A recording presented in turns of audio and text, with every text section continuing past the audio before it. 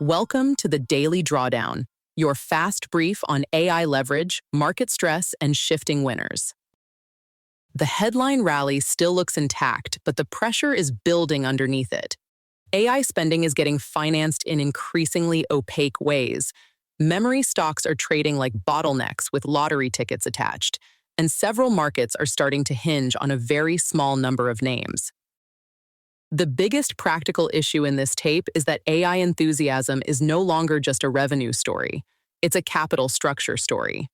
Reported off-balance sheet commitments tied to AI data centers, chips, and infrastructure are now commonly discussed in the $2 to $3 trillion range, against roughly $600 billion of annual reported capex across major firms. That matters because a lot of the risk may not be showing up cleanly on corporate balance sheets. Think hidden guarantees, vendor financing, and residual value risk on chips that age fast. The burden also isn't shared evenly. Microsoft can fund near treasury-like levels. Lower credit issuers pay materially more, which means financing stress can emerge in different corners of credit before it hits the headline names.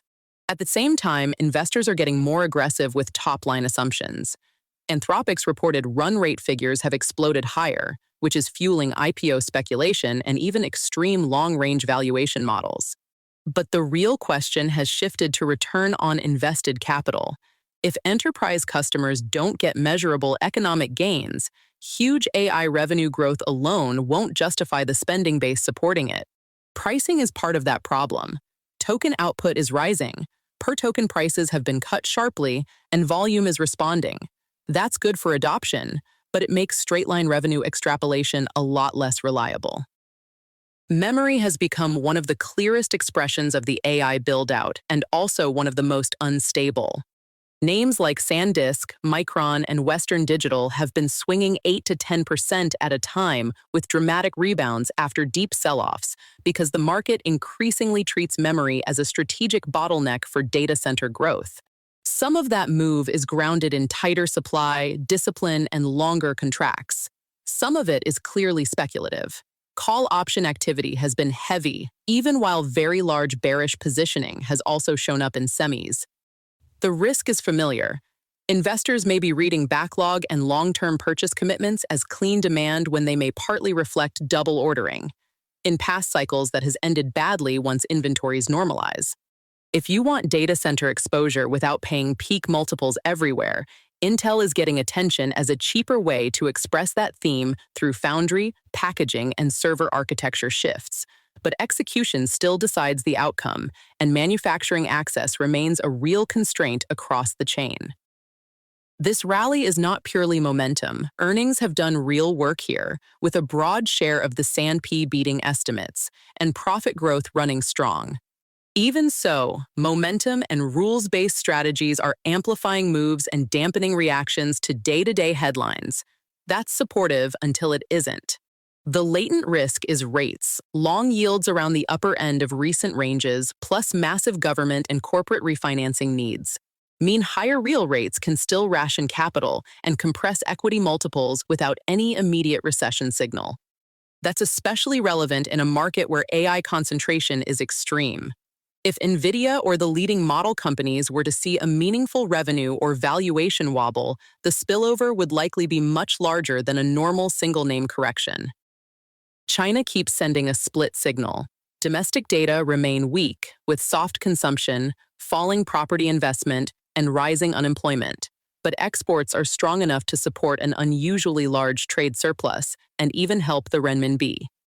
For markets, the important part is technology and manufacturing.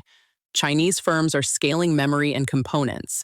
Alibaba's Qwen has reportedly seen huge uptake, and low-cost open models like DeepSeek could keep global pressure on pricing and features. That has two implications.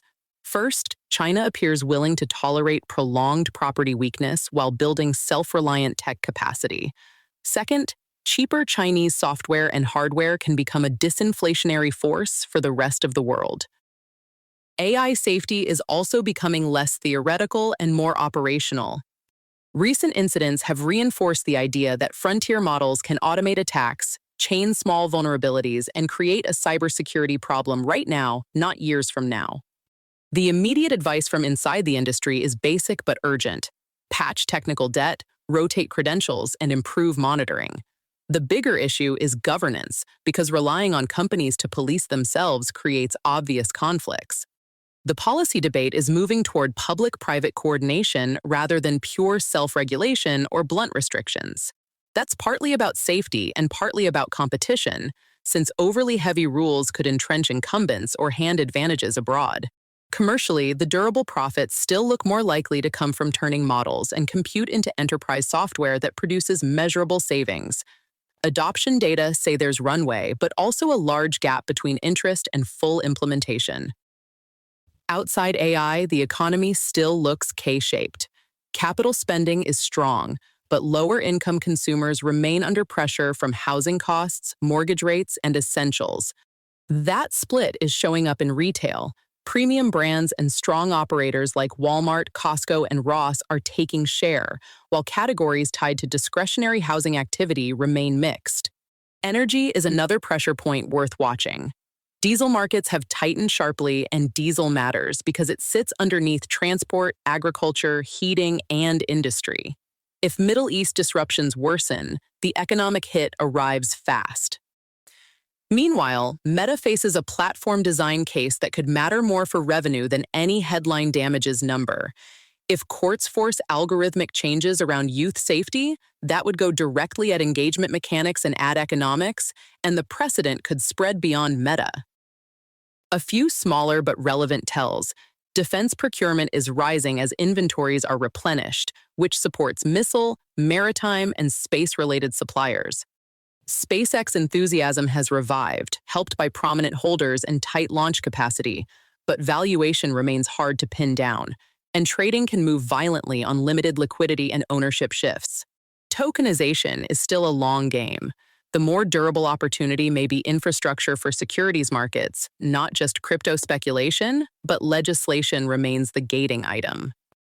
And in Japan, markets still want proof that any Bank of Japan tightening would be part of a credible framework, not a one-off gesture. Until that confidence improves, bond and currency volatility stays on the table.